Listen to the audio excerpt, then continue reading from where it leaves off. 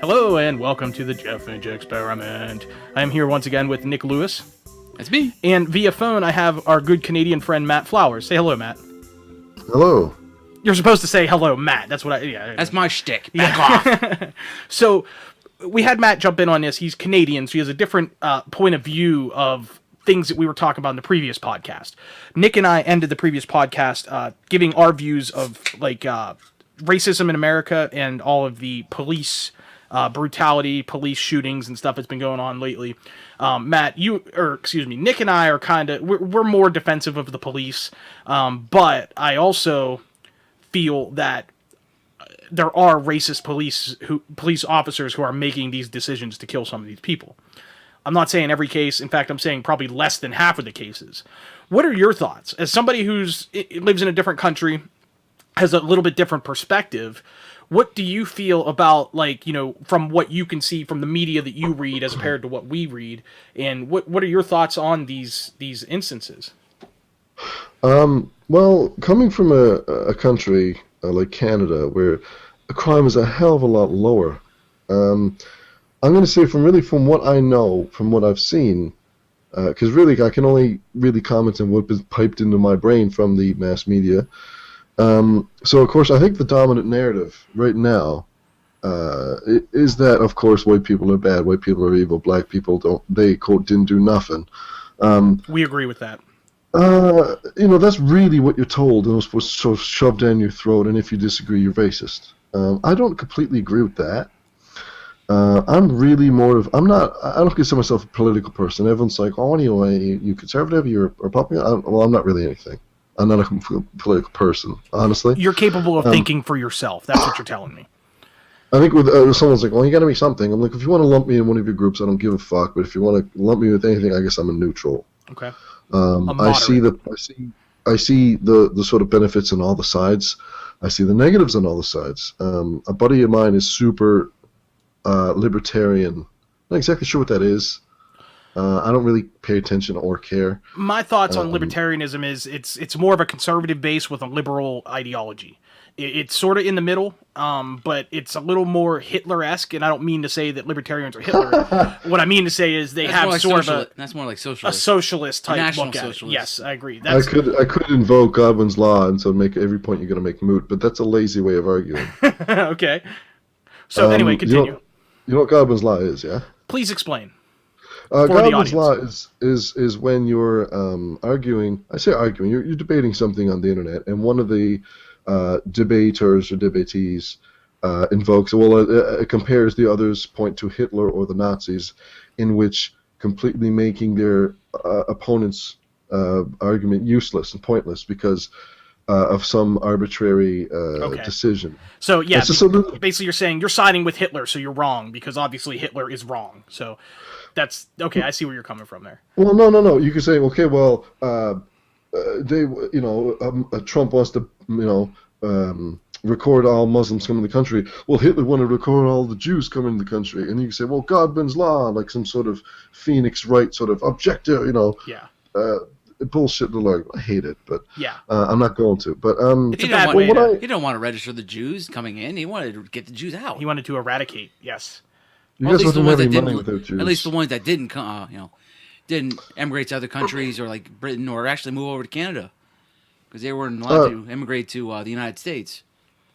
Well, if Trump gets in office, I think we'll be seeing more than one American coming up our way. Well, hopefully it'll be Kanye West. Do you think Trump has a chance to win this election? Well, the thing is, he's playing on what someone said. He's playing on whatever he's saying. What everyone thinks, that sort of typical thing. I don't think he's saying what everyone thinks. I find that it's almost become a circus, American media, when it comes to sort of the electoral debate and the presidential debate and the presidential candidates. Because I find now, more than ever, it's one or the other. You can have Donald Trump and all of his crazy bullshit, or Hillary and all of her liberal left-wing bullshit. I find it's one or the other. It's left or right, and it's never been more black and white, in my opinion. Well, it's because you haven't had a third party candidate win since 1860, and that was Abraham Lincoln. Political party he was? Republican. What? He was the first Republican. That's true. And that's been the last time you've had a third-party candidate. Well, before that, it was referred to as the Democratic Republican Party. And Whigs. And then the Whigs. And the Whigs were eradicated in like the 1840s, 1850s, Yeah, 1848, I think was the that. last time they won. Yeah, so I didn't you're know absolutely that. right. Yeah. And kind of here's my thoughts on the election. I'll just give it right now. I'm not going to say I'm going to vote for Trump. I'm voting against Hillary for sure. I will not vote for her. I think Hillary's going to win. I know Hillary's going to win. And here's the reason why. We live in our society right now, and I'm sure it's the same in Canada. Our society is what I call the share button generation. Everybody picks up their news now on headlines and what has been shared to them on social media. And by everybody, I mean probably 85% of common Americans that are going to vote are getting the majority of their information that way. People aren't reading newspapers anymore. People aren't going to CNN.com or CNN's TV station. I mean, a lot of people are, but they're not taking that into stock. People see a headline that says, okay, let's say, I'll just throw out a website. Let's say conservativenews.com posts a headline that says, Hillary Clinton directly responsible for dead in Benghazi, okay? I agree with that, but there are so many people who are not even going to read the story. They just see that headline and they say, oh, it's her fault that those 4 Americans died in Benghazi. I'm going to hit the share button so that all my friends see it. Know about it. So now 200, 300, 500, 600 people read that headline through their share who are following this particular, Joe Schmo. Earth-shattering news. Exactly. That's exactly what it is. And then they hit the share button. And then they tell 2 friends. And then they tell 2 friends. And so on. And so on. Exactly. That's how it works. We are living in the share button generation. And Barack Obama took great advantage of this back in 2008. But social media was still in somewhat of an infancy at that point. Facebook was still reasonably new. MySpace was around, but at that point, MySpace was kind of dying, so nobody was really using it anymore. And people were still conventionally getting their news, going to websites, actually reading stories. The share button is something that has come around in the last 5 or 6 years. The good old days, in order to have Facebook, you had to have a college email account. That's true, too. Well, that's the really old days. Old days, yeah. Yes. But do you understand what I'm saying, Matt? Like, I think that social media is going to be the winner of this election. And there's tons of Trump supporters through social media. But when it all comes down to it, I think that the liberal agenda is going to be more prevalent. And I think that's what's going to win the day. And even if Trump somehow gets more votes, the government is going to find a way to put Hillary in there because there is nobody in Congress who wants Trump in. Don't forget, you still got the Electoral College, too. That's a problem. I mean, look at the George Bush election in 2000. George Bush did not win that election. Mm-hmm. That's what I was just going to flag up. Like, even if they don't get enough votes, they can still be put into office for some reason I don't really understand. Now, in Canada, do they have a similar system? Do they have an electoral college? No, they don't. Okay. So the popular vote is what determines the prime minister. Is that correct? Whoever has the more counted votes wins the election. Well, we don't really officially vote for one person or the other. We vote for their party. Okay. And our local representative, and whoever gets the most representative throughout the country. I think that's how it works. That's not too much different than what we do. Now, obviously, we vote for a candidate as opposed to a party, but the Electoral College, the way it works is each state in the United States has 2 senators represented in Congress, okay? 50 states, that's 100 senators. And then each state also has a representatives in the House of Representatives. Dependent on how many or how large the population is. Correct. So bigger states in America with bigger populations. Texas, California, New York, Pennsylvania, Florida, Ohio. These states have a lot more pull than Wyoming or Oklahoma or Kansas. Delaware. Hi, I'm in Delaware. I forgot Delaware existed. I've been there. It's a lovely state if you enjoy looking at concrete. It's not the country. Yeah. But what it is then, so the Electoral College, the amount of votes per state that go towards actually voting in the president depends on how many representatives represent your state in the House of Representatives in Congress. I'm pretty sure right now the total number is 535. I think there's... It sounds familiar. 100 senators, 435 in the House of Representatives. Mm-hmm. If a candidate, and this is what Hillary's doing right now, if a candidate only visits and primarily sets their ads towards the big states, the Californias, the Texas, yada yada, if they win those states, they're going to win the election. Because the popular vote in that state is tallied. Whoever wins, all the electoral voters are supposed to vote for that candidate. So states like Wyoming, who has the lowest population, there's only like 150,000 people in Wyoming or something. It might not be that very exact small. number. It's very, very low population. I'm pretty sure they only have 4 electoral votes.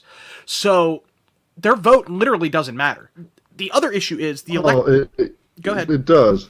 Sorry, it's a huge pet peeve of mine when people say literally and then something. Oh, okay. Okay, sorry. I am literally sorry about that.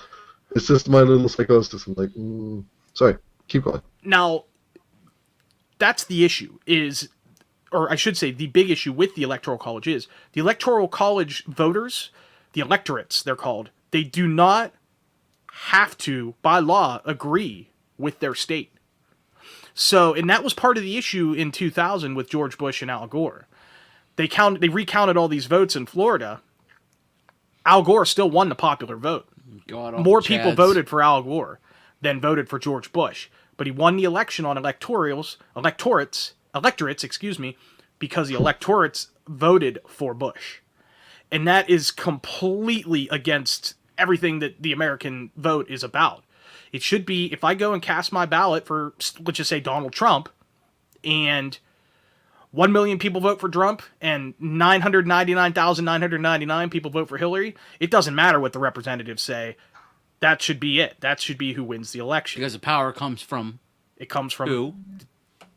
The electorates. No, the popular vote comes from the power of the...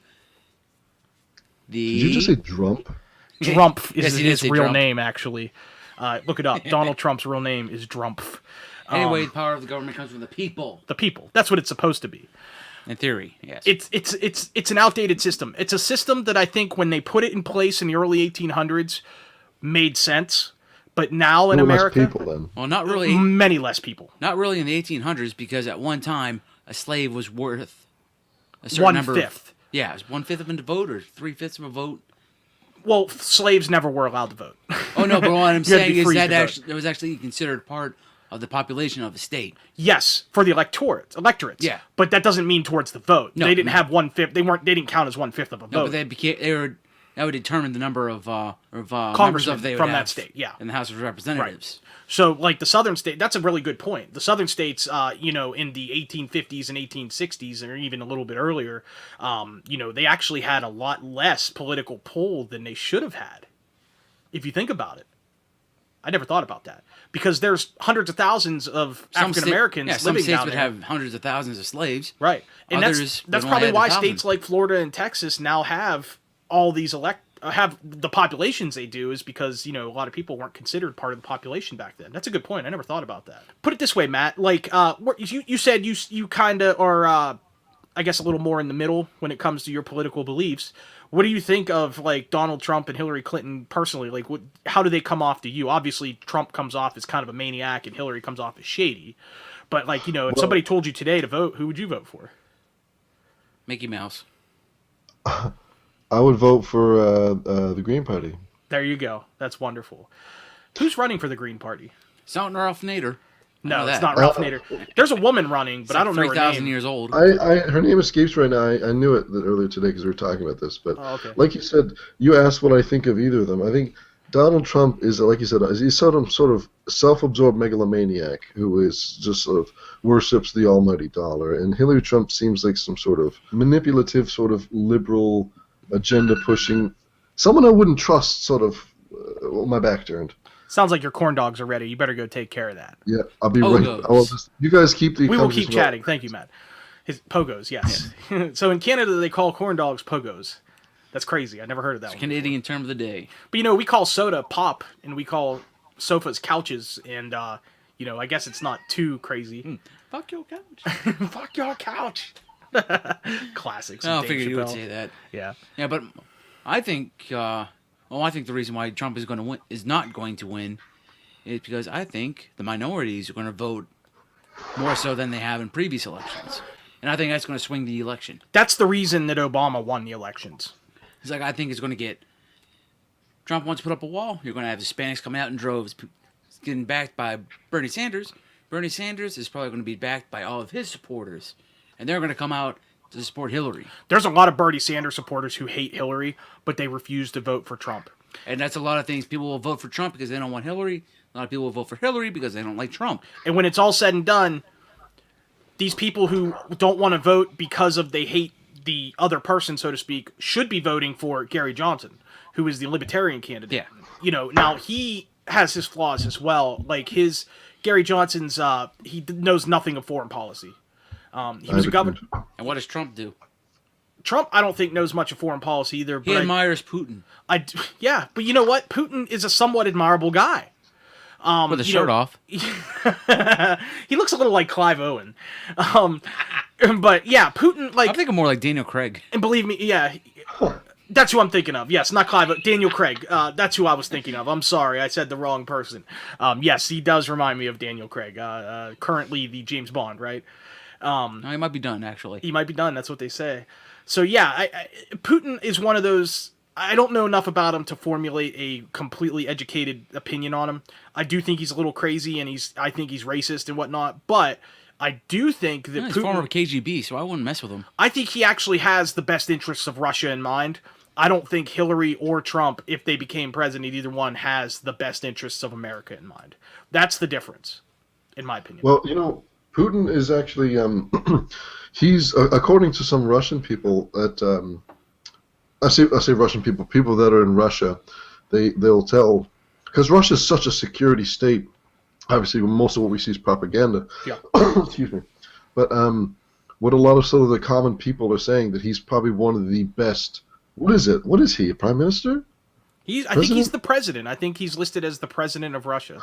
Because he's not a czar. No. Tsar was more of an imperial. Tsar's been gone since 1917. Yes. Tsar Nicholas, right? That's pretty specific. Second. Yeah, but he seems, according to a lot of people, he's actually one of the best presidents they've had in a while, because he's so very strict on corruption. Yeah. He's so very. I mean, Russians are very nationalist people. Yes. They're very they will live and die for Russia. You don't get, The Rodina. they don't outside of North Korea. You don't get that a lot. It's kind of nice to see. Although that's how Americans were 100 years ago.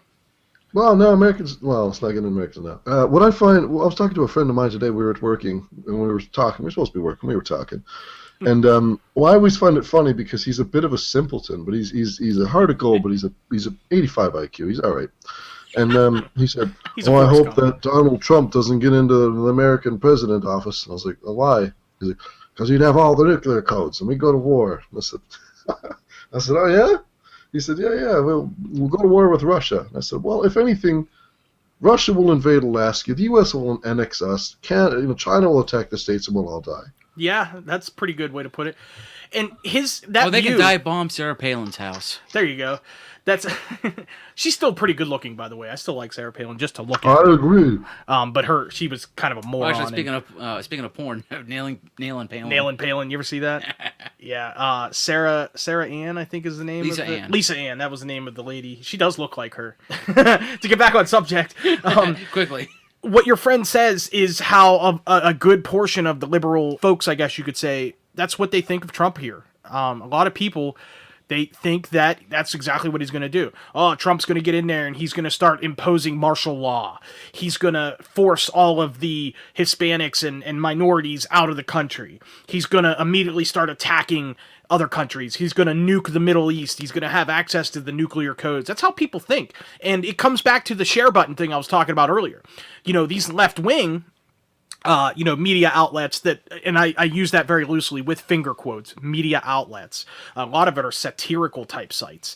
They post these headlines on Facebook and Twitter, and people are like, holy shit, does Trump really think that way? Well, I'm going to share this. I'm going to tell all my friends. And that's just how it goes. And that's the problem today is that we're living in an age right now with lightning fast instant communication, the share button, which is a new technology, really. The fact that there are so many social media websites, not just a few, but many. And they're also going back to interviews and speeches that have been given 30, 40 years That's ago. That's another thing as well. You come like, oh, he said this. There's a lot of, going back and finding information from the past and putting it right in your face. Hillary Clinton is running commercials right now, Matt, all the time, of speeches from Trump from 1985, 1990, where he said some stuff that he shouldn't have said, calling women fat, making fun of somebody who had a mental illness.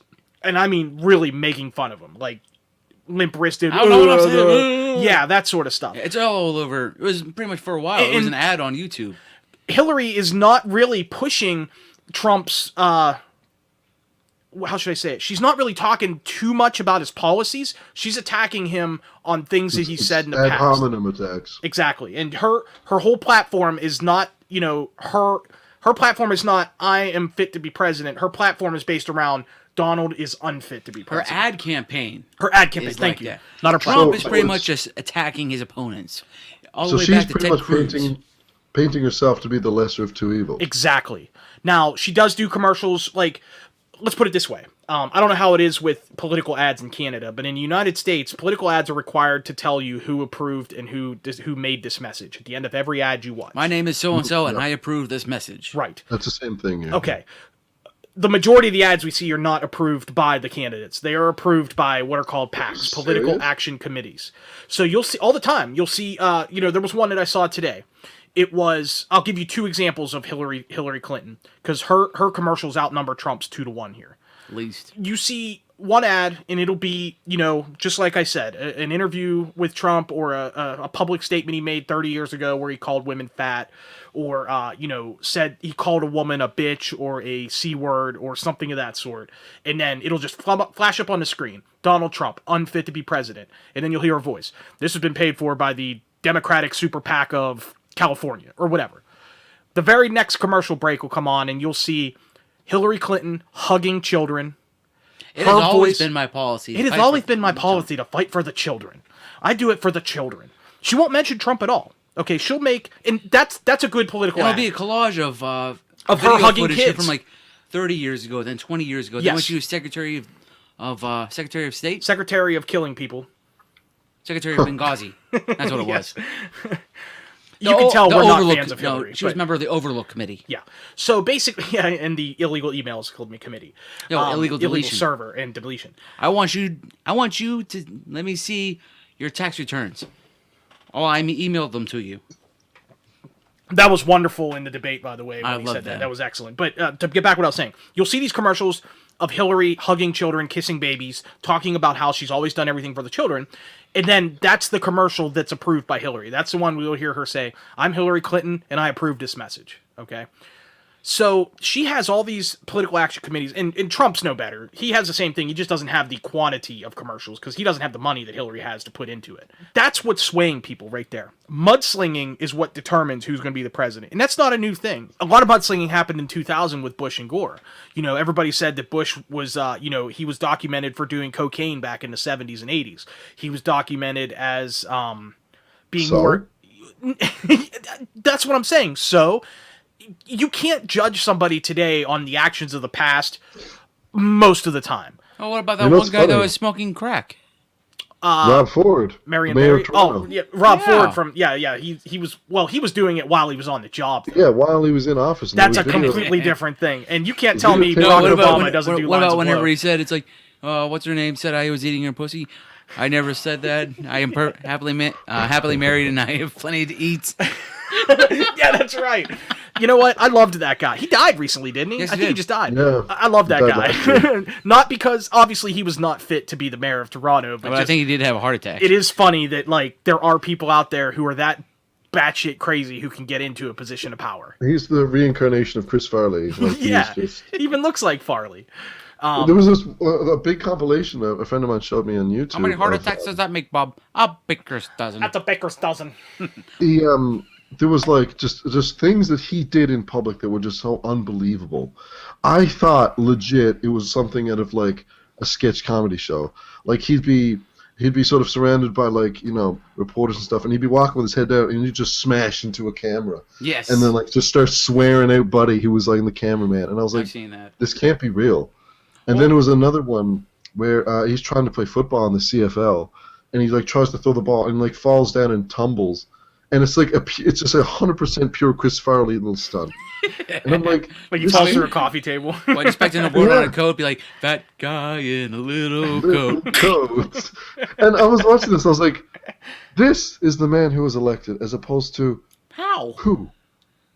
and it was hilarious. It was something funny to talk about. It does make you know. wonder, like, who the hell ran against him that lost? Like, Exactly. Yeah. Meanwhile, about 16 years ago, whatever, we actually had somebody who was in the Senate, not in this state, or somebody who was running for some other public office, died in a plane crash, and he still won the the election. state. Yeah, He won the election.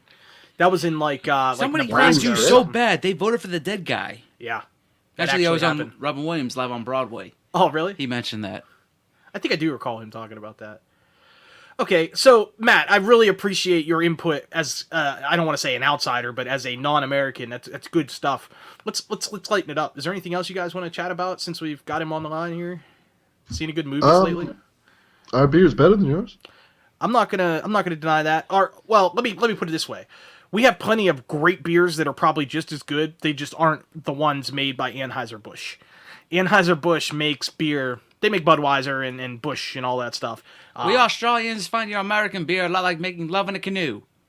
Making love in a Fucking canoe. close to water. Exactly. There you go. So yeah, exactly. Like it's what it is the popular beer in America that is what sucks. There's plenty of great beer out there. Yeah, it's like looking It's at our just not as presidential popular. candidates. It's like, that's the best you can come up with? I'm sorry, you can do better than that. Well, it's funny because the most popular beer in Canada is Bud Light. I mean, it's pretty much, and it's the exact same thing in the States as it is here. Yeah. And it's the same percentage. And I always find it funny. 5.9 or something. It's not much. Yeah, I think it's I like think it's 5.9. Or maybe it's 4.9. I think it's Well, lower than that. I can't really. I don't have a lot of room to talk because when I was at Marxist, then I drank about 8 Bud Light Lime because I haven't had them in years, and I was like, oh man, seen it at the liquor store. Excuse me. And I don't know. I just find that on the whole, when I've been in the States, I've been in the States a number of times. Yeah. And yet never visited us, Dick. well, whatever. Oh, he to just met Boston, me. New That's, York, his, and I've that's been- his excuse. I was too scared to go to Chicago. But, I don't blame you. It's worse than it's ever been. Man, what is wrong with that place? Like, what's going on there? Well, if you say We're not from out there, of so I Chicago, can't you tell just you. tell them you're Canadian. You'll be safe. That's not true. Yeah, it's, Well, cool. I'm it's from me and across Jeff the that way. probably got to worry. Yeah. If you guys were to travel abroad, right, and someone says, you're in China or something, some other country where they don't speak English, would you say you're Canadian to avoid, sort of discrimination? I would probably say I'm Canadian, and then they would be like, there's no way you're Canadian. I probably would. Because years ago, it was probably 2005, my sister was in France.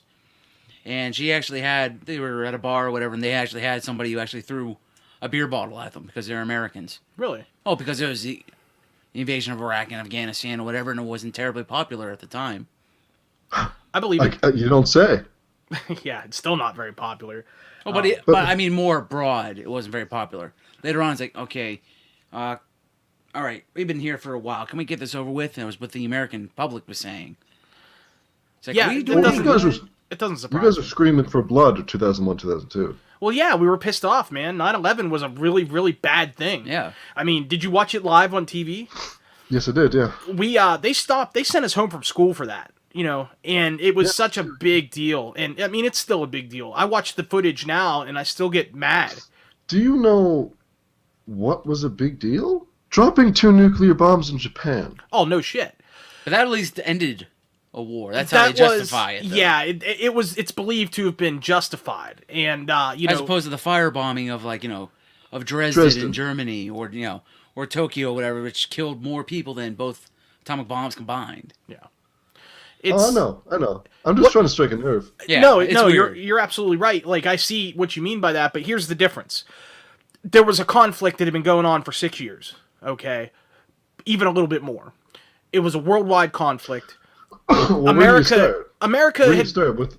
sorry? You start with the invasion of Indochina from Japan. You start with the invasion of Poland. You start with the rearming of Germany. Don't Right. forget the invasion of China, 1933. Yeah. Mm. And everybody knows, obviously, from the First World War, what Germany was capable of. I mean, that's why they disarmed Germany. And, Germany felt slighted, and that's how Hitler got to power. Well, so, I no, mean, it goes back Hitler even got further. Hitler got to power because we imposed all these restrictions on them. Right. But 118 didn't- stipulations in the Treaty of Versailles, and 117 were punishing Germany. we didn't we didn't exactly follow up on it. It's like, all right, no more. You're not allowed to have an army of more than 150,000. It's like leaving your kid alone in the house and telling him not to eat the ice cream in the freezer. Okay, you're not and allowed to have an coming Air home and Force seeing that they anymore. ate the ice cream. You That's know what exactly they it do? was. They start training. They become buddies with Russia. It's like, hey, can we train some more of our pilots over in your country? Okay, sure, bring them over. So, to kind of get back to what I was saying, us dropping the bombs, we had to do that to prove that we had the technology and the ability to cause destruction on a mass scale. In order, Why'd you drop the second one? why'd they drop the second one? No immediate response. They had to. To the first It one. was the next day. So No, it was 3 days later. Oh, was it They 3 dropped days the later? second I'm sorry. They had to. They just had to. They had to get the message They got across. no response from from the dropping of the atomic bomb on Hiroshima. That's true. It's like, The okay, Nagasaki bombing, it was the next day when VJ Day, technically. Yeah. That was the day that they declared. I think it was George C. Marshall actually or ordered them to produce 1 million Purple Hearts in anticipation for Operation Olympic, the invasion of Japan, because they were expecting such heavy casualties. I didn't know that. 78% projected casualties, which was 3% more than the D-Day landings. I may not be here because my grandfather was stationed in Australia, Oh, really? but he might have had to go. May have been had to go. And he might have shot down the Red Baron.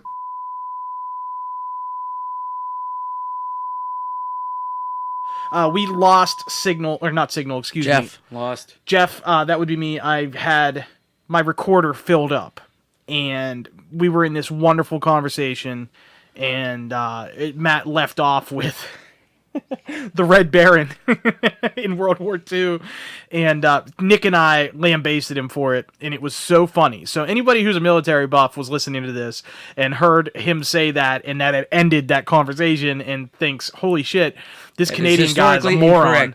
Red Baron was shot down on April 21st, 1918. He said it is a joke, and then we effed with him after that. So We didn't. Well, yeah. Well, he might. I don't know, but we a really Freudian fucked with him. slide. So anybody who is going to hate on Matt because of that, just know that that we lambasted him for it. It just didn't get recorded. Well, So. actually, what's ironic is the Red Baron was erroneously credited to a pilot from what country do you think? Canada. Really? Yes. I didn't know that because everybody thinks he's German, right? Didn't everybody think the Red Baron was German? No, the Red Baron is German.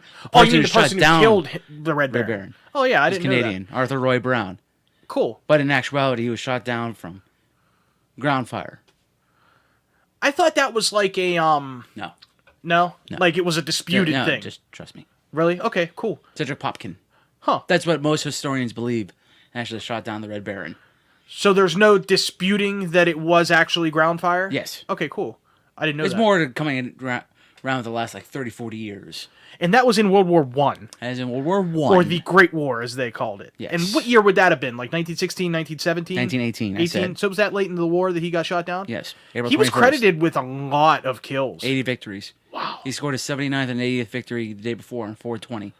He was in a triplane, right? Well, actually, Or was it a biplane? no. Actually, the majority of his the Fokker DR-1 dry decker, meaning 3 wings, which is synonymous with Red Baron. If peanuts. That's what you Anytime think you- of. That's the image that pops in your Yes. head. Yes. He actually only scored 18 victories out of 80 in that With plane. that particular plane. But that's just what everyone associates him with. Was that a later model plane? Like, did he make, like, was he flying that plane first, got the 18 kills, and then switch planes, or vice versa? No, it was Or- actually, he started out with, he got his first kills in Albatross planes.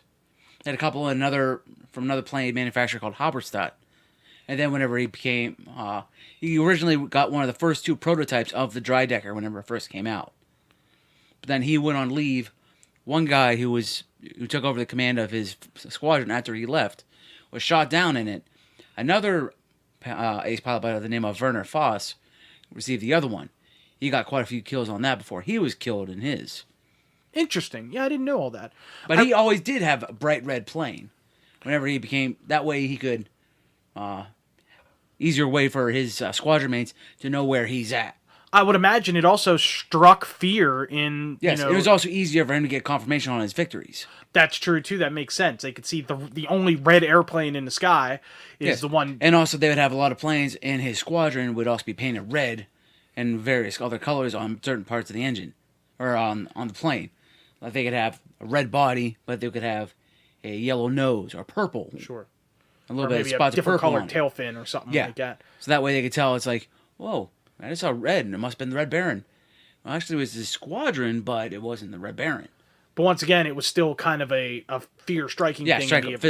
Because the British Airlines, excuse me, the British Air Force, the Royal Air Force, I believe they would have been called. Oh, Royal, That's what they are now. It was a Royal Flying Corps up until August 1st, 1918. Interesting. Then that's whenever it became the Royal Air Force. Yeah, that's amazing. That's really cool. So basically what Nick just said was Matt is a moron for thinking the Red Baron was in World War II. Way to go, buddy. Way to screw up your own Canadian heritage, Snoopy. bud. Way to go there, Woodstock.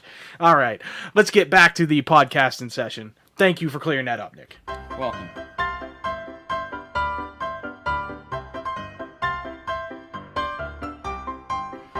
And we're back.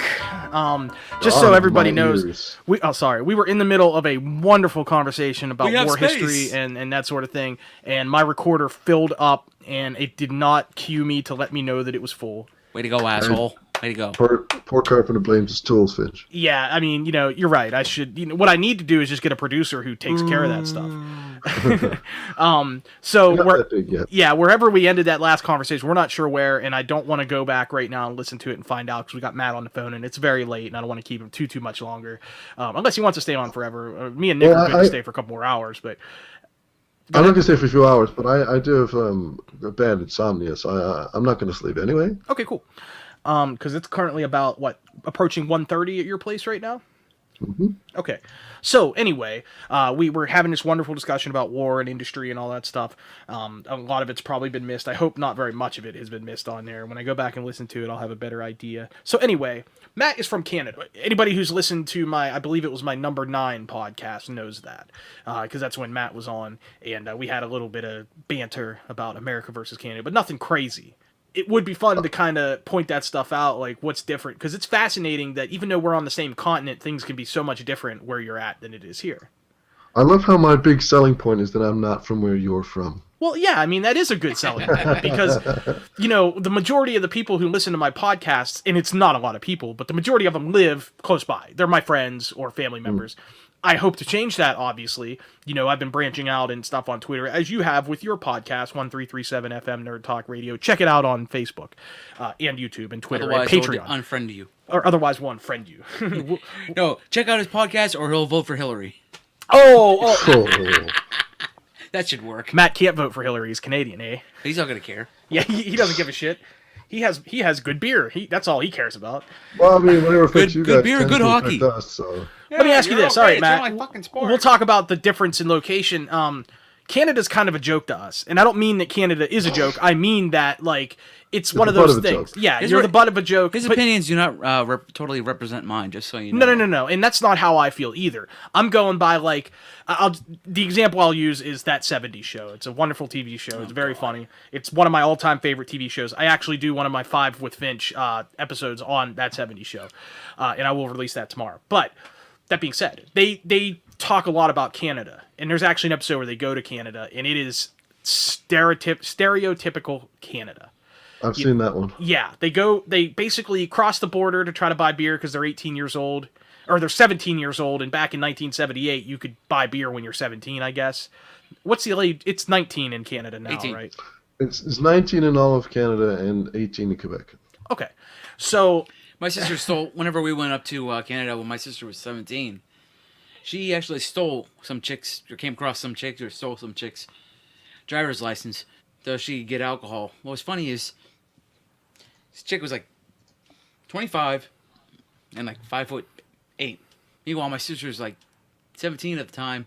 She's 5'2". She would only use this whenever we were outside and some outside bar, have some kind of outside patio.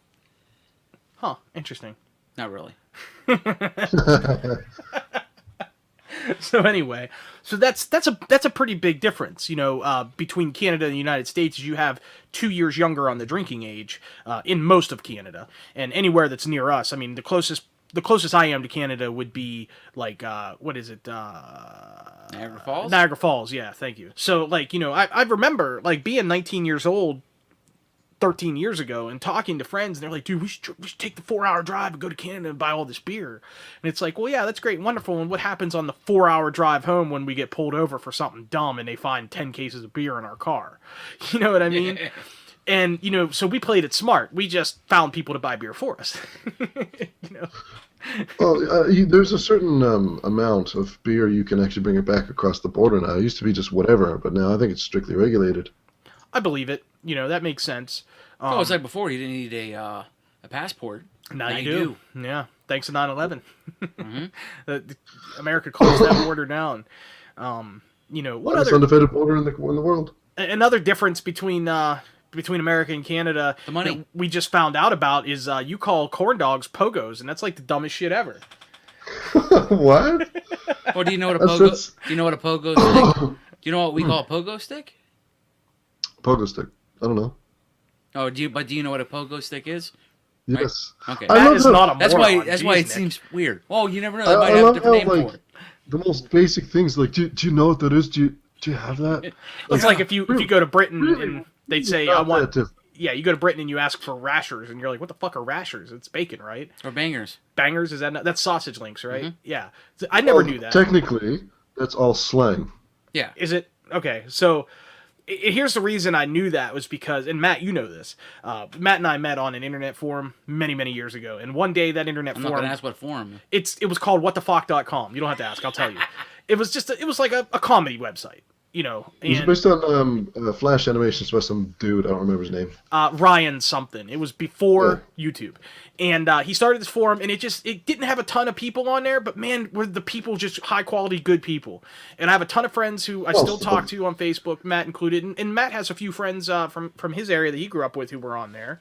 And one day I was on the website, and it got completely invaded by a bunch of people Irish. from Cork, Ireland. Kirk how do they pronounce it? It's spelled Cork, but I think they pronounce it Kerk. But the Irish are weird. Kark, yeah, it's Kark. probably pronounced with an A sound. Yeah. So what it was the People's Republic of Kark. We'll just go with that. The People's Republic of Kark had God, it's a PRC. Yeah.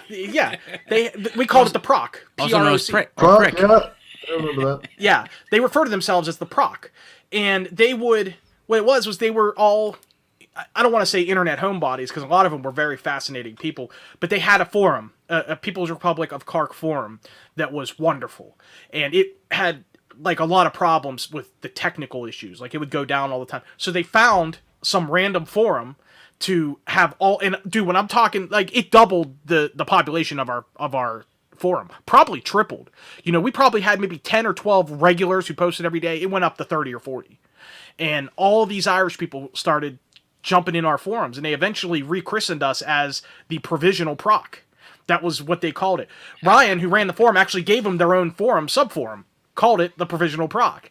And, you know, I made a lot of really cool friends, and I learned a lot about that area of the world through that website, because I joined their forum as well when it finally came back up. And it was just really cool. And they would say stuff like bangers and rashers. And I'd be reading through like their forums like, what the fuck are you guys talking about? Like Banger Sisters? Like the Goldie Hawn movie? Is that what you're talking about? Like, I didn't get it, you know what I mean? And it was one of those like linguistic differences. Linguistic? Yeah, that makes... Sean Connery. Yeah, Sean Connery. It doesn't mean anything. But it's like a cultural difference. Just something small like that. And it was eye-opening. It was cool. And then I ended up making friends like in Australia who are still on my Facebook, who were from that website, from What the Fuck, who had Lisa and Renee. Lisa was one. There was another one. I can't think of who it was. Jonathan. You know, they were different than us as well, and it was so cool talking to them. And you know, that's the beauty of the internet, is you can meet people from abroad and it's make like friends. I have one Facebook friend from Australia. I met her on a pipe smoking forum or a pipe smoking group on Facebook. Whenever I was a pipe smoker, and now I work with paracord and make bracelets and stuff like that, and befriended somebody from Ghana. Wow, over in Africa. That must be a little bit of a culture shock. Like that's a completely different. Not really. No, it's not like you like talk back and forth or like a forum like what you were talking about, but just meeting people from different parts of the world. when I worked for the scrapyard that I used to work for, the owner of the place, he had this. I don't know who this guy was, but he was from, I want to say, the Congo. And when you looked at him, you knew he was from Africa. Yeah, Democratic Republic of the Congo. Yes, very dark. He had a very thick accent. He was hard to understand. And people at the yard made fun of him. Not to his face, but like when my boss would walk in, who's a very rich man, would walk through the gate at the yard with this guy next to him, people would call him his slave and stuff like that. And like, it's so Terrible. mean. I mean, you want to say it's funny, and we laughed, but it wasn't right. You know what I mean? And that was just one of those things. So like, one day I was in the office and I was talking to my boss about something to do with work. I can't remember what. And that guy was in there and he started talking to me. I actually chatted with him and found out that he's pretty much who we thought he was. He was from this poor nation. He I thought grew he was up. going to say he's a slave. No. I didn't mean it that way. I did not mean it that way. What I meant was, the way I pictured him, his home life, his original life being was what I thought.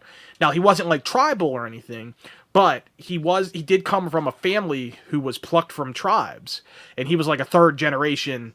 I don't know what you would call it, but like, basically like how we're like maybe fourth or fifth generation immigrants to America. That's what he was, from the tribe to the Congo. He lived in the same place, but he was his grandparents were the ones that were introduced to civilization, is what I'm trying to say. And he still had a lot of that primitive thought processes and ways about doing things, because that's how he grew up. And he had his native language he spoke. I asked him to speak his native language, and it was clicks and noises and whistles. I mean, it really was. Yeah, it's was like crazy. a movie, The Gods Must Be Crazy, from the early 80s. It was so awesome talking to this guy. He was a little hard to understand because his English was very broken. Now go ahead and tell us how good our English is. Yeah, our English isn't very good. Yeah, your English is terrible. It's like, okay, you think his English is terrible? Try speaking his language, smartass. Right, exactly. It was just one of those things. Like, it was fascinating to meet somebody from an area of the world you would never, ever normally meet somebody. Yeah, it was like whenever I was at Slippery Rock. That's one of our main... It's a local college around here. University. Oh, excuse me, university. Yeah, but my dorm was like pretty much like the United Nations. We had Eastern Asia, Kazakhstan. One of those areas. Not Turkmenistan, perhaps? Uzbekistan. One of the stands. At Japan. Yeah, Japan. I think it was like St. Vincent, the country. Some country in Eastern Europe, but all over the place. I have a confession to make. I've never met or talked to a Japanese person in person. Never once. They're actually very, very racist. Are they really? Yeah. Well, foreigners. Well, I don't want to say racist. That sounds bad. They They're look down on very people, on foreigners. Not really. They're very, very xenophobic. I don't want to say racist. They're not racist, but they're very xenophobic. Huh. That is something I would not have expected. Now, what's the definition of xenophobic? I've heard of like Anglophobic and... Well, xenophobic is anyone that's not from your own country, but you don't hate foreigners. them for... Yeah, they don't... Not that they don't like foreigners. They just sort of... They want to stay to their own people. They're not afraid of foreigners. I think is the name they call them. Bakugaijins. Okay. They don't want to be a part of a different culture. Foreigners. No, well, they don't want to leave their country. They don't want to... Can you blame them? Japan is fucking awesome. It's horrible. Beautiful. No, I'm just joking. Beautiful I don't scenery. Never been there. Beautiful scenery. I'm sure. I have a friend of mine who teaches English in Japan, and she's from my province. Essentially, like the cultural difference is unreal. Like they actually have a declining population because of it. Like 45% of the people in Japan or 55% aren't having sex. Men and women from age 14 to 39 that just aren't having sex. Married couples, singles, whatever. Then their population is declining very rapidly. Well, I'm not having sex either. And, our population's doing fine. Yeah, but you're one of very few. In America, it's glorified to have sex. If you don't have sex in America, you're an outcast. You know what I mean? Well, if I was you, I fit in Japan because I'm a foreigner. I'm a foreigner in my own country. So, your name is very interesting. Where are you from? Who, Nick? Yes. That's not his real name. What's your genealogy? I'm from between my mother's legs. Oh yeah. His name is Nick Lewis. It's not actually Konstantin. Yeah, Nikolaevich. whenever I was at Slippery Rock, I got bored one day, and one of my Facebook friends at the time, another one of my one of the people that I was at college with, had changed his name. His name was like Chris. Actually, it was Christopher Lewis, now that I think of it. But no relation. And he had gave his name like a Latin twist to it. And I'm like, actually, that's kind of neat. So the name Nikolai, when you have your name's Nick, you have 10,000 nicknames whenever you're growing up. And Konstantin is just one of those names I always liked. And Nikolaevich, and just pretty much with Russian middle names, it's pretty much you would end it with Vich or whatever. It's more like a familiar, like how two friends would refer to one another in like a, I can't really describe like in a folksy way, a friendly way. Like, yeah. It's like, you and I are friends or whatever. I would, Right. You call me Dick, I call you asshole. That's what. Yeah, something like that. Only sure. more proper. Oh, okay. Although it would be like what's your middle name? Lee. Okay. Which is a very popular Japanese last name and Chinese. More Chinese though. Yeah. Yeah. So your middle name is Li. Yeah, mine's Lee, but it's pronounced the same. Okay. Jeffrey Lee. Jeffrey Lee, that's my name. Don't wear it out. Jeffrey Lee and Leanne. Yeah. That's my weird. sister's name. Yeah. So like, what was I gonna say about that? I forget. I was gonna. It's pretty much just like a, it's not it's an informal way of saying to somebody, and it just, and apparently I went to go change my name back and it won't let me. Yeah. It's like unless you pay some like fee or whatever. So the only way you can do it is like if you get like married or you get divorced or whatever. And I'm like, oh fuck that. How the fuck is Facebook gonna know if you got married? You could just tell them you got married. I mean, my wife changed her name on there when she got married on Facebook. They just said something you can only change your name once or something like that. That's gay. Well, have you tried to change it at all lately? No, it was like eight or 9 years ago. I'm like, I don't even remember my password. Yeah, I should try to change it. Fuck it. I like it how it is. It's easier to pop up because you look up my name or whatever, you get like 10,000 hits. I'm like, when my dad first got into Facebook, about a year ago, maybe 2 years ago, he asked me one day, he's like, who's this Konstantin guy who added me on Facebook? I'm like, that's Nick Lewis. You see him like once a week. You know who he is. Why the hell is that his name? Is he a fucking Russian spy? What the hell? He's a commie. He's that red son of a bitch. I knew he was weird. Better dead than red. Right? I'm like, Dad, really? Nick's a family friend of mine, Matt. You gotta understand. He hangs out with all my family. And it's funny. Like, my dad's kind of old-timey. He's staunch. You know what I mean? He's a Harley rider, if it means anything to you. He's one of those. So my dad's a Harley rider. I want a Harley. Hey, I'm not hating on Harleys. I'd love to own a Harley. I'm just saying, like, my dad is, he's a stereotype. There's an episode of South Park where they made fun of all the motorcycles. Did you ever see that episode? of course not. I don't watch that book. You should watch South Park. I'll find that episode. It makes fun of Canadian. It caricatures They Canadians. caricature Canadians very, That's why you very wouldn't badly. like it. Yes, I've seen it. I just find the show juvenile. it's gotten a lot better. They cover and tackle a lot of social and political issues in the show, but they do it in a juvenile way that makes it just really funny. Well, I'm not a real big fan of South Park because they make there's a lot of times they have one of the characters, whatever, who's mentally retarded. And, Timmer! Yeah. My godmother's youngest son is mentally retarded, so that's kind of like kills it for me. Whoa. You're not allowed to say retarded. That's not politically correct. That was 4 words ago. It's like people of color. Yeah. Mentally challenged. Yeah. I'm pretty sure that's not allowed to be said either. I just heard today on the radio, somebody was talking about PC culture. Now, the word, quote, special is considered to be Derogatory. bad. Yeah. So Because you can't call a student in class, like a student in school, special, because you have to call the whole group special. Exactly. That's exactly what it is. And wait, was it you on your podcast that was talking about that? Because I heard it somewhere recently. It might have been your podcast you guys were talking about. Anyway, sorry to lift your shit there. Keep in mind, I'm always drunk when I podcast. Oh, okay. Remember. Yeah, usually I'm sober, but not so much right now. Yeah, that's exactly what it is. Yes, it was. Jonah said it in the last episode. You're right. I think it was Jonah. Yeah, I knew I heard it in the middle of the night on my stereo coming home from work the other night, and that's how I heard it. It was them. Nicholas just showed me this picture. You want to explain it to Matt?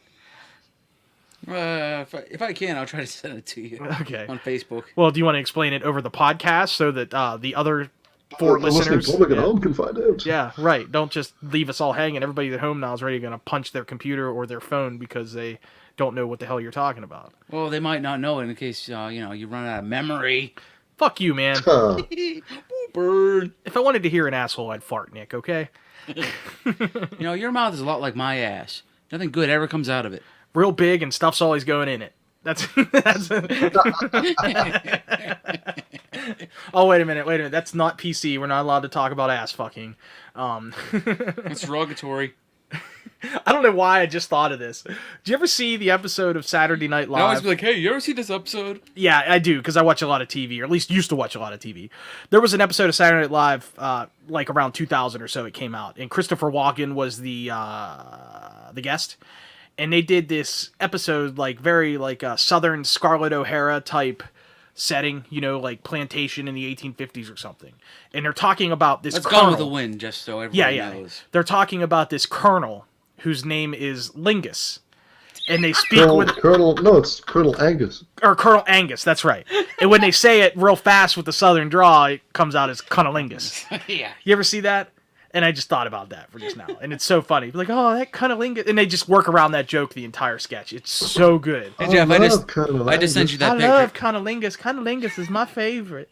I was watching a Saturday Night Live, like the best of Christopher Walken, and that was one of the ones. I'm pretty sure that was the exact same episode that they did the cowbell sketch. Oh, God. No? I think cowbell was in like the early 90s, wasn't it? No, because Will Ferrell was on there. And Chris Kattan. And never mind. I'm thinking of something else. I think it was the exact same appearance. I think that appearance had him doing Colonel Angus, excuse me, the cowbell thing, which is one of the, if not the most popular Saturday Night Live skit of all time. Sweaty Balls. Sweaty Balls is good, but it's not as popular as the cowbell thing. I like it. And he also did an absolutely stellar Continental. There's a recurring, there's a recurring skit that Christopher Walken has been doing since the 80s. Every time he comes on, he does what's called the Continental.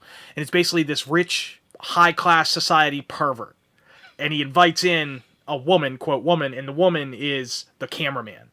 So basically, you're looking at it from the first-person perspective of a woman who was invited into his house, and he's talking to the camera as if he's talking to the woman. And he just says the most perverted shit. Like, he has a giant telescope looking at out the window at her house, and, like, he's real high-class and uppity. He keeps trying to get her drunk and shit like that. It's just really fun. Trying to give her champagne. He's like, you want the champagne? That's how he says it.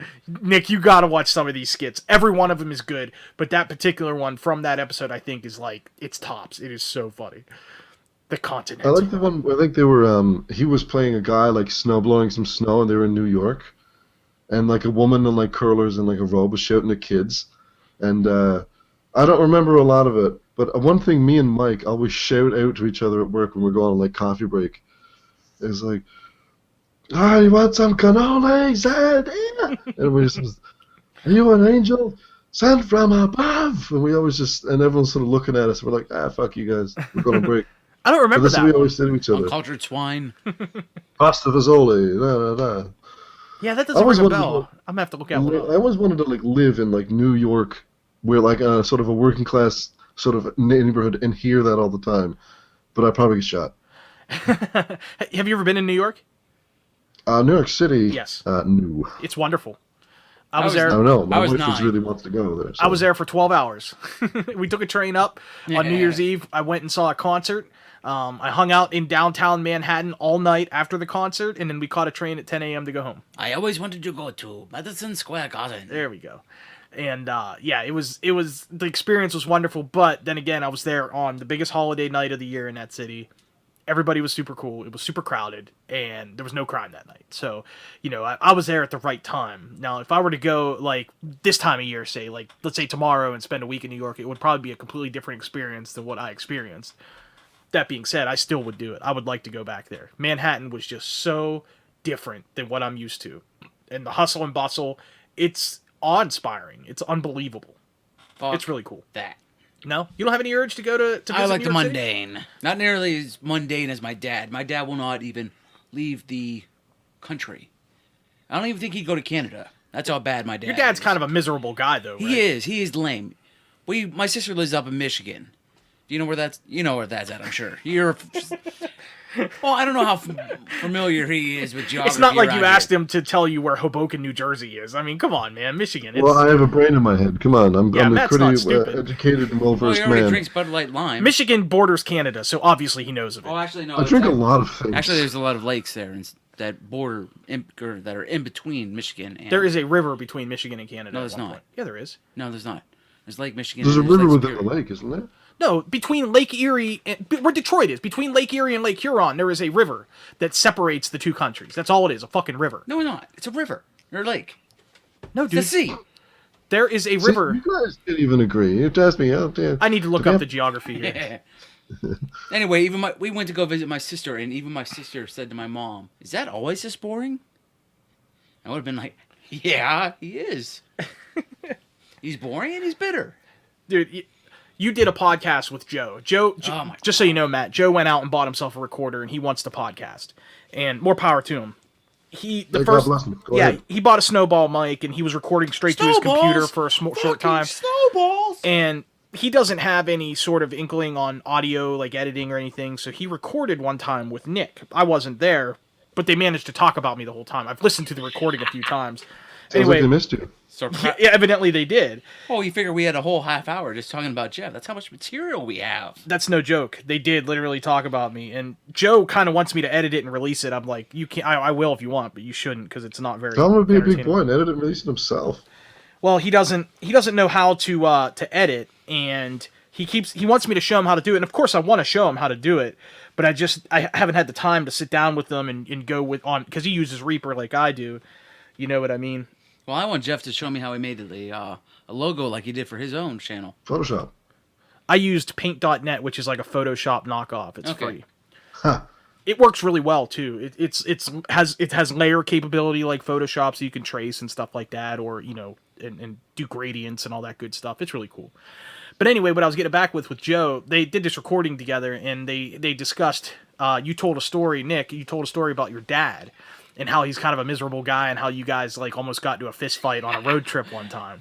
No, I was going to Michigan. Is that what it was? Yeah, he almost took a visit swing your at me sister, in a right? parking lot or Taco Bell parking lot. Yeah, that's the kind of It's a thing. classic story. Yeah, it's pretty funny. No, it's funny. Everyone else will say it's like, oh, I used to get in a fist fight all the time with my dad. It's like, yeah, I nearly got into a fist fight once with my dad when I was 32. I got a fist fight with my dad once. Did you know about that? I'm not surprised. When I was 16, yeah. I took his truck, and he was all drunked up, and I come home, and he come home and just started swinging on me. Yeah. I'm like, Dad, why are you hitting me? Like, he had no reason to. We didn't steal his truck. He gave me his keys and said to go do something and come back, and when I came back, he was all pissed off. And that's not like my dad. Like, he's not a drunk at all. Like, he's not an alcoholic. And, it was one of those weird things. How about you, Matt? No, You ever I get a don't fist fight fight with with your my dad? Yeah, how No, about I you never along got with put your with my dad. I got siblings? in a shouting match with him, but that's it. Yeah.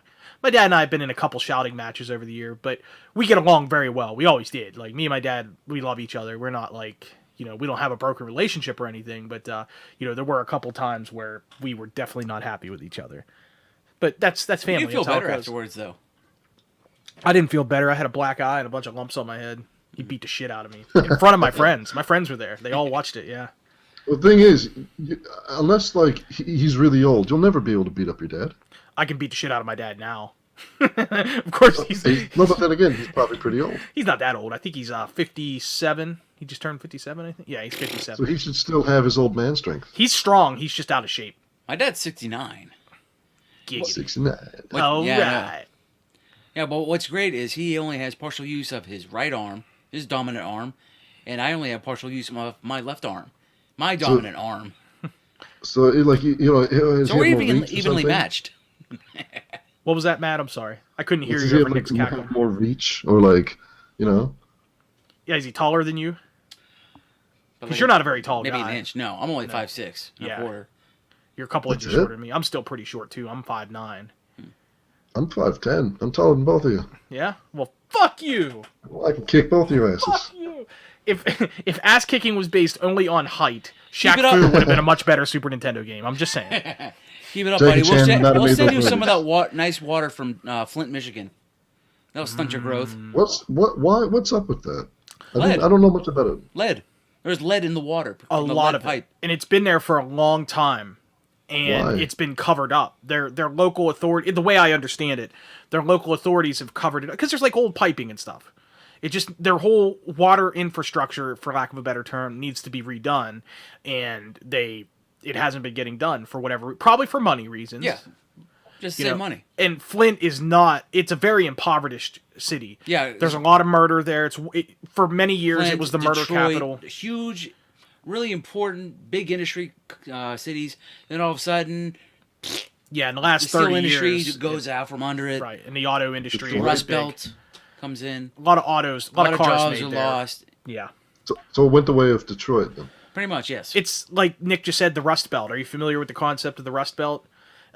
Pretty much most of the industrial areas in the eastern United Pretty States. much a steel industry. Yeah, the steel industry was either along Lake Erie and Lake Huron, or it was along the Ohio River. The Ohio River is the river it originates in Pittsburgh and runs west to the Mississippi River. Where I live right now, where we grew up, is actually one of the biggest areas in the world for steel back in, the early parts of the 1900s. The creme de la creme. Yes. And as you go further west, it becomes a creme de la creme. Yeah, I mean, the Empire State Building was built with Pittsburgh steel. The majority of the auto industry was funded with Pittsburgh steel. So when the whole boom happened and the steel industry fell out, it affected many other businesses, and it created what's called the Rust Belt. All of these industries, all of these warehouses, mills shut down and literally just fell apart. And it's mostly just along the Ohio River and mostly along Lake Erie. And Detroit was one of the biggest ones. Yeah, Detroit, Cleveland, Flint. Yeah, those cities. I was going to say Dayton, not Dayton. Toledo was a big one. Sandusky, Erie, Niagara Falls, Buffalo, all Rust Belt cities. And then Pittsburgh, Cincinnati are the two big ones on the Ohio, and everything else in between. And it really, that was pretty much in the 70s when the whole thing really started cracking down. But in the 80s is when it got real bad. And I'm old enough to remember there still being some pretty big steel mills in this area that were still running, but they weren't running at full capacity. Yeah, it's like my dad used to work for Pittsburgh Steel back in the Yeah, U.S. early Steel, 90s. Pittsburgh Steel, B&W, Babcock and Wilcox was a big one in like Beaver Falls area. J&L is a big one in Beaver County here, that went the way of the dinosaur, so to speak. It was fucked up, man. The economy really tanked in the 70s and 80s, and it really screwed up a lot of jobs. In America, at least this part of America, still hasn't fully recovered. So why did it tank? We pretty much Shipped we're them getting overseas. Yeah, Japan mostly. China was a big one too. Well, it's because Funny you should mention. It's because Nixon opened up trade relations with China, so that's why we have a lot of stuff that comes in here. You look at it, you look at the bottom of it, it says, there's a little sticker that says "Made in China." Everything around here is made in China. Made in Japan. So, the thing is, where I live right now is Labrador City. It started as a work camp for the iron ore mine, so it really came into swing, huge boom in the 70s. So why did it fall out there and boomed here? I'm not sure. For one, Canada may not have had the kind of restrictions on business that America put into place at that time. That's actually one of the big selling points of Trump's campaign right now, is lowering the restrictions on American industry, so that these industrial companies, and not even a lot of the electronic companies as well, don't have to ship their jobs overseas and then import the products. So basically, right now, and that's a lot of what happened with It's steel like industry. rewarding companies that actually keep Right. America or keep jobs in America without shipping them overseas. The steel industry could literally, instead of paying workers to in America to create steel, process steel, shape, forge steel, and then sell it to consumers, what they do now is they keep their corporation head here in America. They do all their work, all their mining, everything that has to be done gets done in China, Taiwan, Indonesia, Japan. They forge all the steel there, or they make, or what they'll do is they will create the steel there and send it back here to be forged and billeted and whatnot at a reduction of cost. They have to pay their labor much less over there, and there's no real import tax. That's where Trump is right, in my opinion. He's saying what we need to do is punish these companies that are bringing stuff in from overseas by charging them taxes on the imports. If you're going to send me a piece of steel, you're going to pay a massive tariff to get it into our country. That's one of many things. Another thing that's really killed the steel industry in America is unions. And believe me, I'm for the union for the most part. I believe that workers should have, all the rights that they deserve. But one of the problems is when you're a unionized shop, you have to pay premium dollar for that labor. And these companies just don't want to do it. They don't want to pay somebody $25 an hour that they can pay someone in China. Back on your overtime. Right. And they could pay somebody in China 12 cents an hour to do the same job. Import it in for next to nothing, and they still end up making a lot more money. They're cutting costs by sending these companies overseas. Why Canada wasn't affected, I don't know. I can't tell you. I don't know anything about Canadians' policies. It could be just like type of agreements that they have.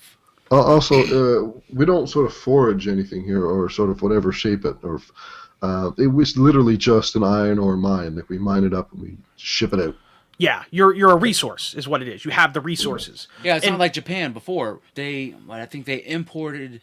Japan has no natural resources. Yes, they imported. It's like 92% of their natural resources. England's the same way. Maybe not quite 92%, but that's Britain, what happens whenever you're an island country. Yeah, no, you're absolutely right. You're absolutely right. We were sending them our scrap iron and steel and our oil. Whenever we shut them off, it's like, well, we need a different way to go. And that kind of World War II started. That's what the bombing the Pearl Harbor. Yep. Cut off Japan. All the economies. The reason there's war is because economies get greedy. That's what it comes down. Or I shouldn't say economies. Governments get greedy for whatever reason. And that's why someone gets assassinated. Yeah, that's why Archduke Ferdinand gets shot in his car. I miss the days whenever people just went to war over religion. Yeah, what are the good old days? I remember the Crusades. Remember the Crusades? 1232. Which one? Many of them. There was 14. A couple of them, yeah. But that's what it is, man. And I will say this, Ice Crusades. Mining and that sort of thing is still a huge business here. I don't think we're importing a lot of resources because America, like Canada, has a ton of natural resources. I mean, we're the same continent. We share a lot of the same, resources in that aspect. We have lots of oil. We have lots of coal. We have lots of, different metals, aluminum here. Clay is a big one in our area.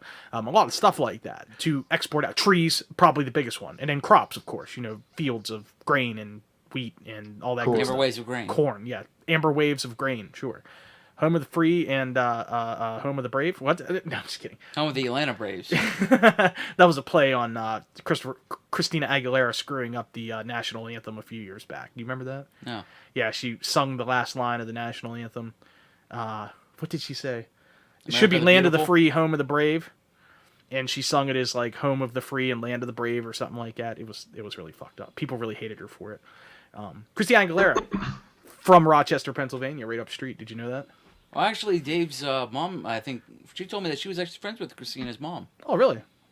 Christina Aguilera is hot, by the way. Deliciously hot. I don't care what anybody says. Whenever she was younger or whenever she's gotten put on a She looks good now, man. She does look good with a little bit of weight on her. When she was pregnant, I thought she looked super hot. I haven't seen her. She's hot. Do you know who she is, Not though, so much right? the head. Yes, I know who she is. Body, yes. yes. She's the genie in the bottle. Yeah, the head kind of looks like little, almost beach ballish like. Are you a fan at all of the Harry Potter series? Me? No. Okay. Because one day Jeff and I we went back and forth with all kinds of adult innuendos or adult references to the that is something Harry I wanted Potter to, series. Yeah, that is something I wanted to talk to you howl. about, Matt. Recently you actually posted on Facebook. Joe and him were having a conversation. And Matt mentioned that he has never read the books or seen the Harry Potter movies. And Joe and I about had a conniption. We're like, holy shit. Because, Matt, you're a fan of nerd culture, and you like fantasy. Like, you're into, like, Lord of the Rings and that sort of thing. And it shocked us that you didn't get into Harry Potter. I think it's at the time it all came out, when it first came out, I was a bit too cynical as a teenager. I'm like, well, that's kid stuff. So was I. When it came what? When it first came out. What? Here we go. Wait, one more time? Here we go. Out. There's no W in out. I'm sorry, I can't help it. That was good. I'm the same way, Matt. I remember kind of shrugging it off. This is dumb kid stuff. Because I want to say the first book came out in 97 or 98. Yeah, it was in the 90s. 98. And, I was like 14 at the time when it come out. So, to me, I remember thinking, that's kid stuff. Right on the cusp of that's kid stuff. Yeah. But then they started making the movies, and I started thinking, I want to get into these movies, because the movies, like, when you see the trailers and stuff, they look fantastic. It's very whimsical.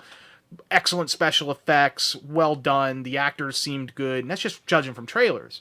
I was at my sister's house one day, and she was really into it, and she had just bought Goblet of Fire, which is the 4th book and movie.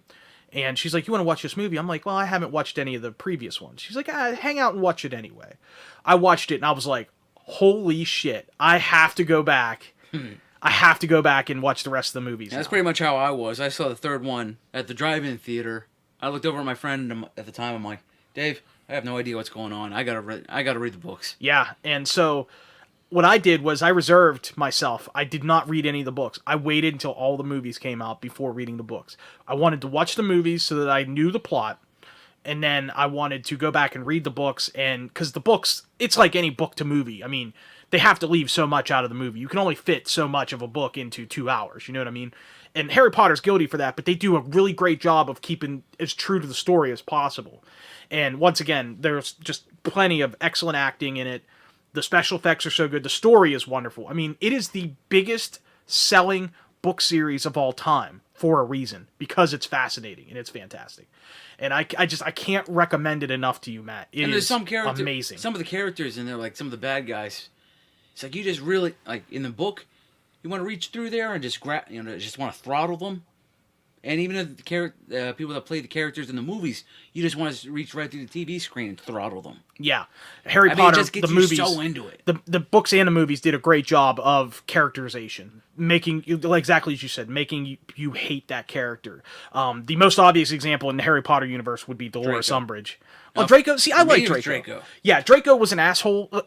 Draco more is to Harry Potter what Joffrey Baratheon is to Game of Thrones. Okay, except when it's all said and done, Draco's actually a decent person, whereas Joffrey was never a decent person. He's a pussy. So, yeah, he is a puss. You don't have the cojones. Yeah, he's still a pussy in the new book, by the way, too. The Cursed Child. Total. Well, puss. hopefully, whenever Joe's mom's done with it, they'll be able to read it. Joe's mom's never done with anything. She always wants more. He has intimate knowledge of. But yeah, to kind of wrap that up, Matt, I'm just telling you, man. It's worth it. It's totally worth it. If you don't want to spend the time reading the books, I can understand because it's 7 books and they are quite lengthy. At least go get the movies, rent the movies or whatever. They're awesome. I don't mind the lengthy book. I mean, I've had after reading Under the Dome, Stephen King. Oh God, I never read that book, but that's like what 1,300 pages. Yeah, about 1,600 actually. 16? Wow. So yeah, I'm not like I said, I'm not afraid of it. 1348 is the largest book I've ever read. It's and I'll give you a quick my basis was the first 2 Harry Potter books and movies are definitely more childish. They're aimed at young kids, but, the characters are young kids. They're 11 and 12 years old in those first 2 books. And the movies were just incredibly whimsical. The first Harry Potter movie, I think it does one of the best jobs I've ever seen in movies of introducing a setting to you. Lord of the Rings was pretty good for that, I thought, but introducing you to that particular setting, that particular place, of Middle Earth. But in Harry Potter, it's like night and day, because the movie and the book start out where he's living in modern day London, and all of a sudden, stairs or something. And he lived with his aunt and uncle who hate him. They dislike him. They know he's a wizard, but Harry doesn't know he's a wizard. And then suddenly one day on his 11th birthday, he finds out he's a wizard. And then you tell that Britain doesn't have any kind of seems like I think I've actually seen the first one, but I sort of disregarded it. Okay. It's just the way that they managed to introduce us, the watcher, the reader, whatever, into that world of wizardry, it's wonderful. The people who made the movie did such a good job of paying attention to all the details, the little things that make you realize, hey, I'm not in Kansas anymore. You know what I mean? Can they declare him as a child, though? What do you mean declare him as a child? As a dependent. As a dependent, you mean? Like on their taxes? Yeah. I don't know how fucking taxes work in England, dude. Are you kidding me? Know. Here's my thought of English taxes. We threw 375 boxes of their tea in the fucking ocean. That's what I think of Britain's taxes. Wow. No, I'm just joking. Yeah, it's like that truck that was transporting all those thousands of cases of ramen noodles. Cost of the company, $36. There you go. Yeah. But anyway, I'm telling you, Matt, just got to take our recommendation on this one. Harry Potter's fantastic. And once you get to the 3rd movie, it starts to take a dark turn. It becomes more of a teenage I shouldn't say a teenage novel. It's geared more towards older teenagers. It gets dark, and there's a lot of dark magic and dark things happening. Oh. It's wonderful. That reminds me, Jeff. But the guy who played Cedric Diggory, you know, Robert Pattinson. Okay, so you know who he played Yeah. in? Yeah, he was in Twilight. Yep. Yeah. I did not know that. You didn't know that? No. That was his most popular role. Was I never Twilight. seen Twilight. That's why. They're terrible. Good. It sucks. Good. That's why I don't watch them. Good special effects. I don't care. It's just the story sucks, in my opinion. Yeah, Have you pretty seen or much- read Twilight, Matt? No. Yeah. No, I because, try to no, stay because away he doesn't from have a those. vagina. The only the only reason I watch the movie is because my wife likes it, and I watched them with her. And Do you know, Jeff? There is one person we both know very well who absolutely loves them. I will take a guess, but without mentioning a name. But it's probably a woman. No, No. Is it Mark or Mike? it's Justin. Oh, no way. He's a Yeah. huge Twilight fan? Well, because his wife is like super into it, Oh, okay. and he'd always be dragged along to the theater to go watch it. Yeah. And so would Mike. Mike, he's seen them, he's not into it. And Justin would be like, "We're still going to go see that movie later, right?" You know. And then obviously everyone knows he's super into it, and he obviously would deny it. He's probably going to listen to this. Just so you know, Nick, Justin was another member of the What the Fuck forum, and he was a good dude. I used to talk to him quite Was? a bit. Yeah, he's still a good dude. Okay. He and I talked a maybe lot he about passed guitars. on. He I was thought maybe getting he had into playing passed on or guitars and something. stuff. No. Yeah, I'm gonna have to make fun of him for that, dude. Let's wrap this up. It's getting late. Matt, thanks for jumping on kind of short notice. I really enjoyed our conversation. It really sucks that we lost some of our recording from earlier. I really hope that we way to didn't go, lose bud. very much of it. Yeah, I guess that's my fault. There's nobody else to blame but my H5 recorder. But this was cool. Hey, Jeff's new nickname is Hillary Clinton. Accidentally deleted it. There you go. Yeah. I honestly think that we need to figure something out so that we can do another recording on your end so you can record. We had talked about this a little bit because I really want to think be on that- your show. I think that absolute most we should have on either of our podcasts is 3, because me and you, me and you and Joe and Nick, that's his name, and Thanks. me and you, Joe, Nick, Mike, Mark. That's too many dudes. No, I agree. It's really easy. It's easy with 3 people to talk over each other. With 7 or 6 or 7, it would be too much. But I think it would be okay if what I was kind of picturing in my head was me guesting on your podcast, so the 3 of you guys and me, or Joe guesting on your podcast because he's interested in it as well.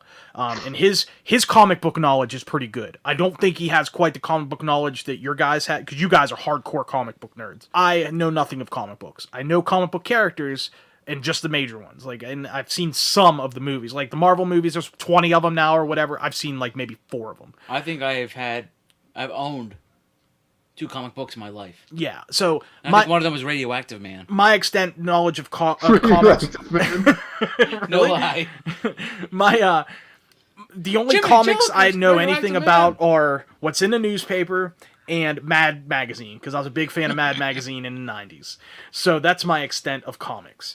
Would be. yeah. You seem like a guy who would have loved it. I love Mad Magazine. It was wonderful. I would have really got into... I'm the kind of guy who would have loved National Lampoon had I been alive in the 70s as well.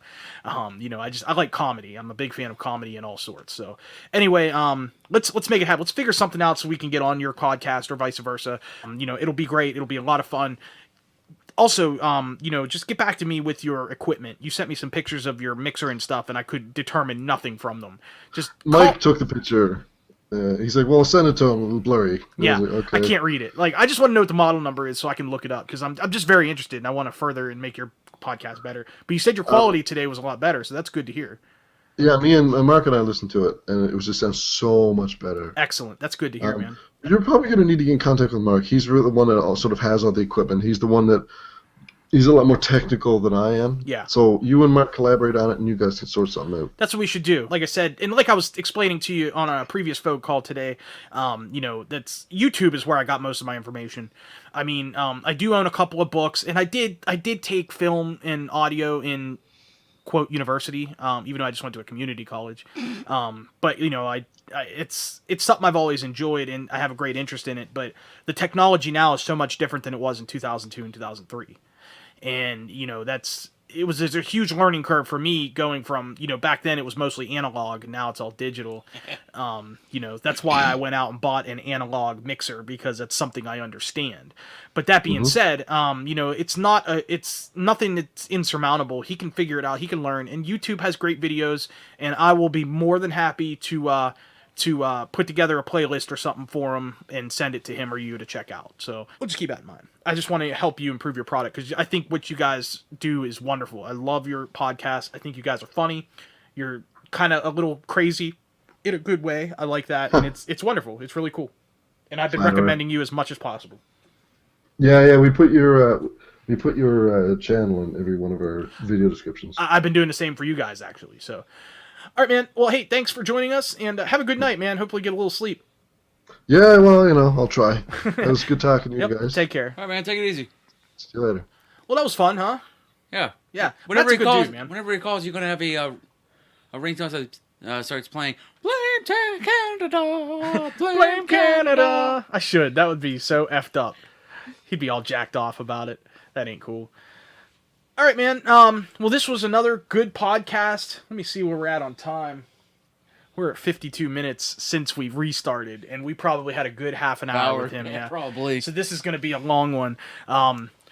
Once again, everybody who don't know, who hasn't heard or listened to my stuff, we were just talking to Matt Flowers. He has a podcast called 1337 FM Nerd Talk Radio. They discuss, obviously, nerd stuff, comic books, movies, occasionally music, TV shows, that sort of thing, nerd culture, and then they get off subject and chat about other things as well. But it's it's all within that realm. It's really good. He's been upgrading his equipment. His first few podcasts have been somewhat shoddy in terms of the sound, but not terrible. I mean, it's understandable, and it's still, the content overrides the quality, in my opinion, of the sound. Yeah.